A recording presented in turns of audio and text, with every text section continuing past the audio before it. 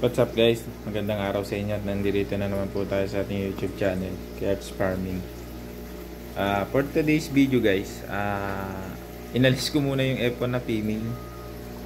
Yan, pinakain ko sila ngayon. Ang problema kasi, ang tagal niya mag-lay.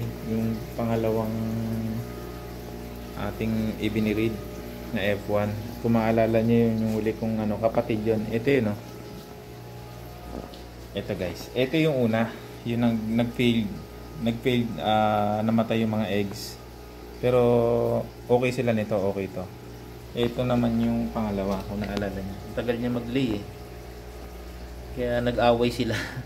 Pero ngayon parang i-condition muna natin para baka hindi pa talaga time.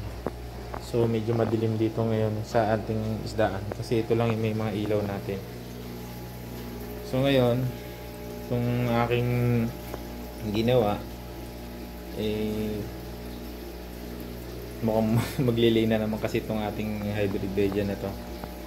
Kaya ang magiging project uli natin ay Kampa F1 na naman. Yan. Kasi sayang naman yung hindi ko pa rin kasi naman ito nakikita yung outcome.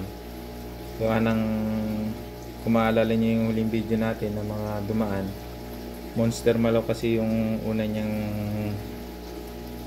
na-breed natin. So ngayon ito, proven na rin naman ito. Ayan. Yan ako. Kaya ako inalis kasi naglalaban na sila. Kaya sayang yung ating materials kung meron may mamatay.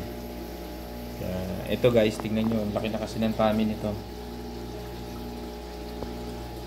Yung kanyang tube para magdadrop na naman. Kaya nag-sure na ako na na baka mag-drop na naman to. So F1 uli ang ating project. Ayan guys, oh. Same sila two-tone. Ayan. Kaya F1 project uli tayo guys. Kung maano nyo yung mga huling anak nito, ito guys, oh. Ito. Sorry ano kasi ito. Ito yung anak. Yan yung genes nung una nating yung Monster Malaw natin. Ito yung mga anak. So nandun sa pond yung iba. Tapos yung isa nandito. Ay sorry sa video. Ito guys.